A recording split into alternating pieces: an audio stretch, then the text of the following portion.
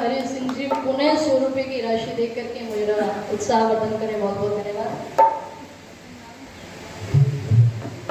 श्रद्धेय दादा महावीर सिंह जी, बहुत समय के बाद मिलना हुआ, ये 500 रुपए की राशि दे करके मुझे प्रोत्साहित करें। बहुत बहुत धन्यवाद।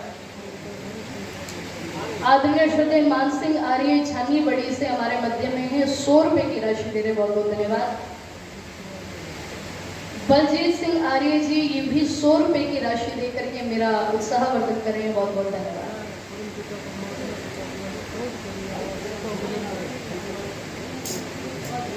आदरणीय श्रद्धेय बजरंग लाल जी, ये 100 रुपए की राशि दे रहे हैं। बहुत बहुत धन्यवाद। और आदरणीय श्रद्धेय नागौरी गेट से प्रधान देवेंद्र सैनी जी, ये भी 500 रुपए की राशि देकर के मुझे प्रोत्साहित कर रहे हैं। आपका भी बहुत बहुत धन्यवाद।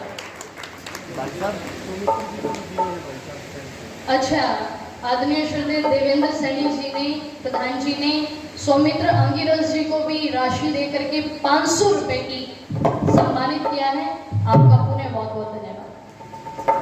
आइए बस एक संस्मरण में आप लोगों को सुना दूं। 1943 में जब पूर्वी बंगाल में मुस्लिम लीगी व्यक्तियों ने दंगा कराया, तो उसमें बहुत सारी बहन बेटियों के अस्तित्व को लूटा गया, वृद्धों के सम्मान को ठेस पहुंचाई गई, छोटे छोटे बच्चों के साथ में दुर्व्यवहार किया गया।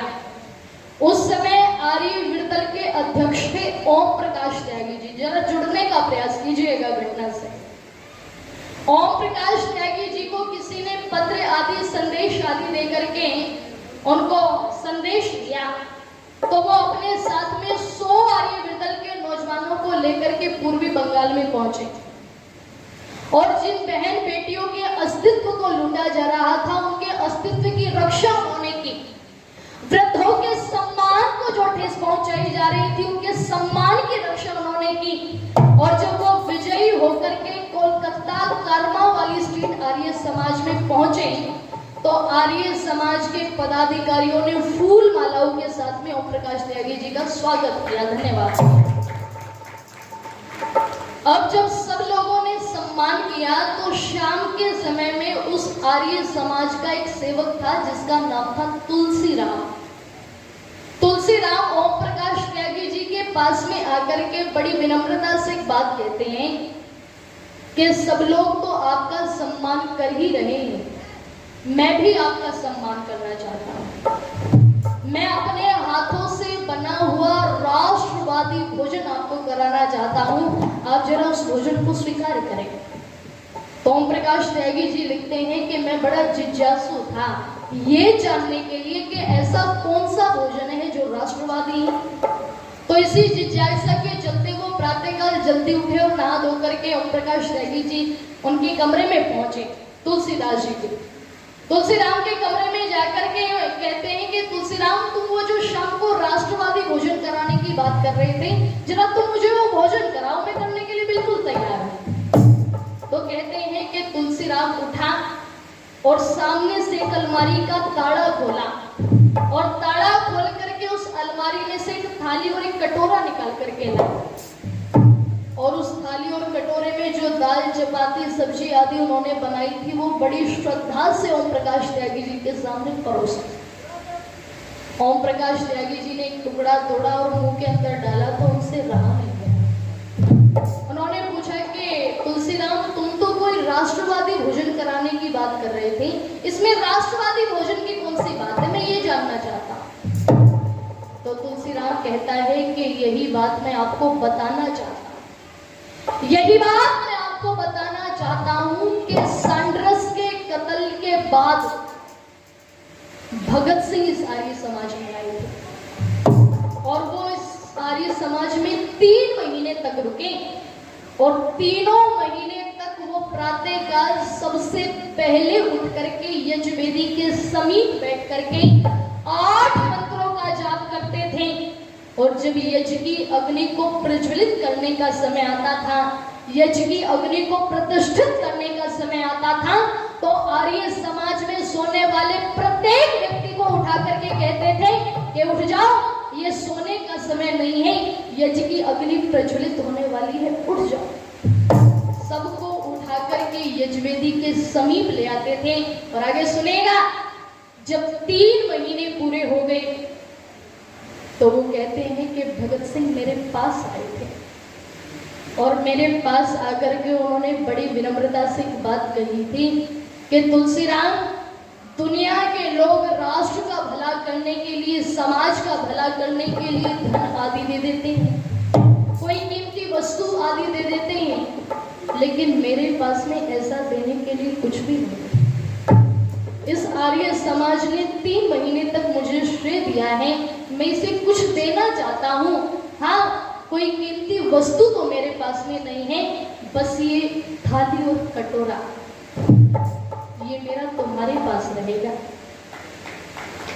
और सुनिएगा, कोई भी व्यक्ति जब किसी बहन बेटी के अस्तित्व को बुझा करके आए, कोई भी व्यक्ति जब राष्ट्र की रक्षा करके आए, कोई भी व्यक्ति जब धर्म की रक्षा करके आए, कोई भी व्यक्ति जब संस्कृति की रक्षा करके आए, तो उस व्यक्ति को इसी कमरे में बैठा करके इसी थाली कटोरे में भोजन करा देना।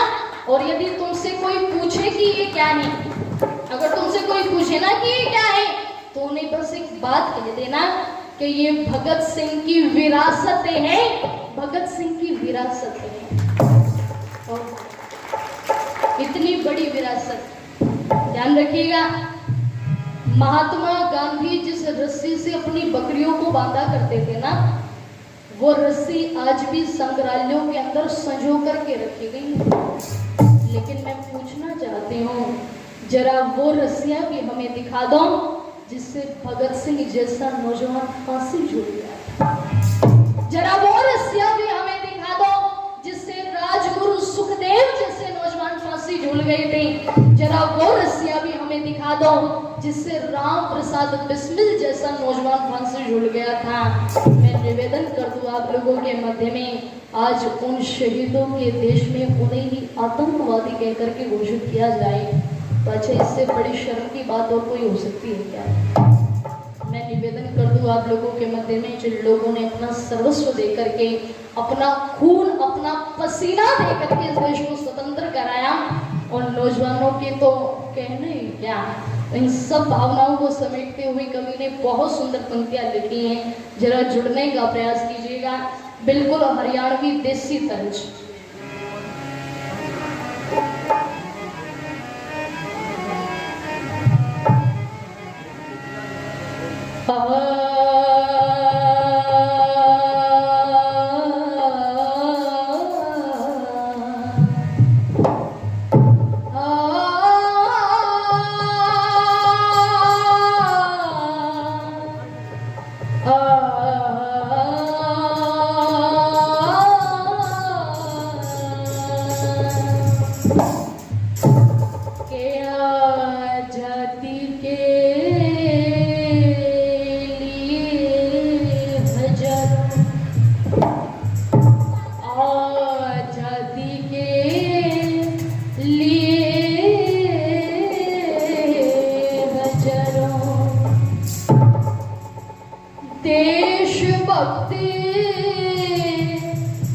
कुर्बान हुए,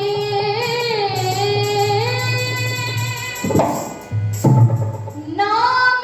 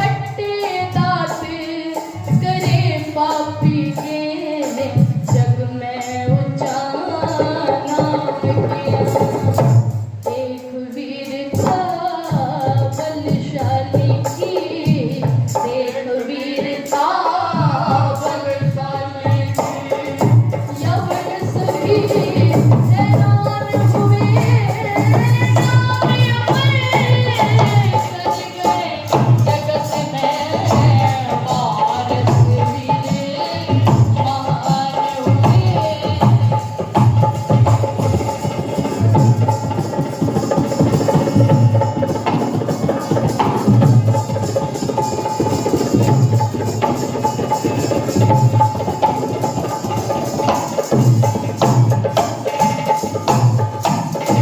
महावीर प्रताप शिवाजी ने भी बड़ा कमाल किया फट्टे दांत करे पापी के जग में ऊंचा नाम किया। महावीर प्रताप शिवाजी ने भी बड़ा कमाल किया फट्टे दांत करे पापी के जग में ऊंचा नाम किया। नलवा की भी देख बहादुरी नलवा की भी देख बहादुरी कंपित मुगल पठान हुए नाम अमर कर गए जगत में भारत वीर महान हुए।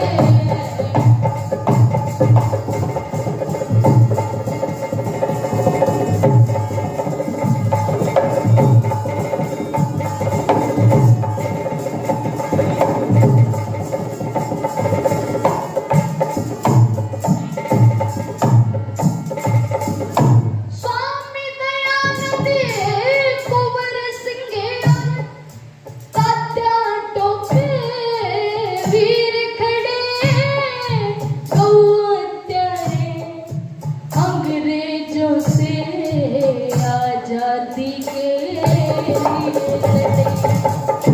स्वामी दयानंद कुंवर सिंह और तात्या टोपे वीर खड़े गौ हत्यारे अंग्रेजों से आजादी के लिए लड़े।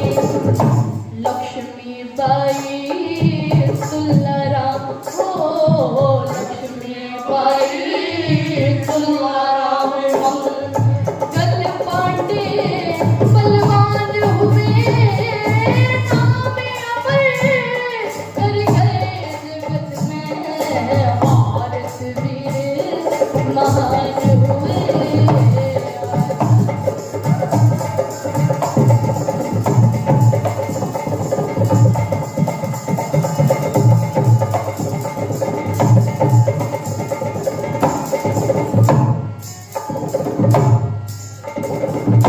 बिस्मिल शेखर भगत सिंह ने दुश्मन का नाम खाया फांसी के फंदों को चूमा जग को साहस दिखलाया। बिस्मिल शेखर भगत सिंह ने दुश्मन का नाम खाया फांसी के फंदों को चूमा जग को साहस दिखलाया।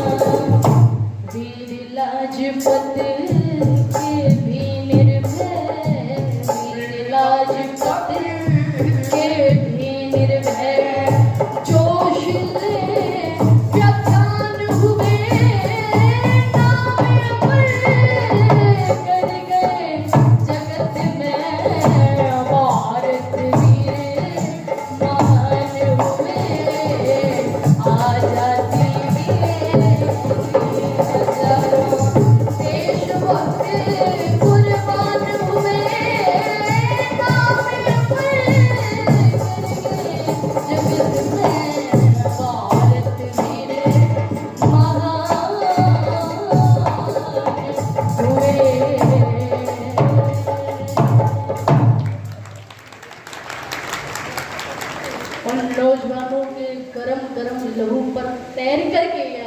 आप तक पहुंची सजनों, इसलिए मैं कहती हूँ ये आज़ादी बड़ी कीमती है, ये आज़ादी बड़ी कीमती है। केवल इतना मात्र कह देने से आज़ादी नहीं मिली, ये देते ही हमें आज़ादी बिना खड़क बिना ढाल साबरमती के संत तूने कर दिया तमाम। अच्छा, ये पंक्तियां कहने वाले को एक बार शर्म नहीं आई क्या? उन सब नौजवानों के उस लहू को इन लोगों ने बदनाम करने का काम किया है। मैं निवेदन कर दूं आप लोगों के मध्य में, कभी इतिहास को पढ़ करके देखो तो पता चलेगा कैसे आजादी। इन लोगों ने इतिहास को पढ़ करके नहीं देखा, जो कहते हैं कि देते ही हमें आजादी बिना खड़क बिना डाल। अगर इन लोगों ने इतिहास को पढ़ा होता तो पता चलता कि कैसे 23 वर्ष की आयु में चमचमाती हुई जवानी में भगत सिंह जैसा नौजवान फांसी के तख्ते को चूम गया था। इन लोगों ने इतिहास को पढ़ करके देखा होता तो पता चलता कि कैसे 63 दिन तक अनशन करके जतिंद्र दास ने अपने प्राणों की आहुति दे दी थी। इन लोगों ने इतिहास को पढ़ा होता तो पता चलता कि कैसे वीर हकीकत राय, जो अपने चोटी और जनेऊ को बचाने के लिए अपनी गर्दन को कटा तो सकता है लेकिन किसी के सामने झुका नहीं सकता। इन लोगों ने इतिहास को पढ़ा होता तो पता चलता कि अरे वो राम प्रसाद बिस्मिल, वो राम प्रसाद बिस्मिल जो कभी आशिकी की शायरियां गाता था, लेकिन जब राष्ट्रभक्ति का रंग चढ़ा, देशभक्ति का रंग चढ़ा, तो वही शायरियां देशभक्ति में बदल गई थी, राष्ट्रभक्ति में बदल गई थी। सरफरोशी की तमन्ना अब हमारे दिल में है, देखना है जोर कितना बाज में कातिल में है। वक्त आने पर बता देंगे तुझे आसमां, के वक्त आने पर बता देंगे तुझे आसमां, हम अभी से क्या बताएं क्या हमारे दिल में। इन लोगों ने इतिहास को पढ़ा होता तो पता चलता कि कैसे स्वामी श्रद्धानंद अंग्रेजों के सामने सीना तान करके खड़े हो गए थे। इन लोगों ने इतिहास को पढ़ा होता तो पता चलता कि कैसे स्वामी दयानंद, जिन्होंने समस्त क्रांतिकारियों के अंदर वो प्राण फूंकने का काम किया, जो हंसते हंसते फांसी के तख्तों को चूम गए, हंसते हंसते कमर पर लाठियां खा गए, हंसते हंसते सीने पर गोलियां खा गए, हंसते हंसते जलते हुए अंगारों में जल गए। इन लोगों ने इतिहास को पढ़ा होता तो पता चलता। इसलिए बहुत सुंदर पंक्तियां लिखी कवि ने, समय बता दीजिएगा जरा मुझे।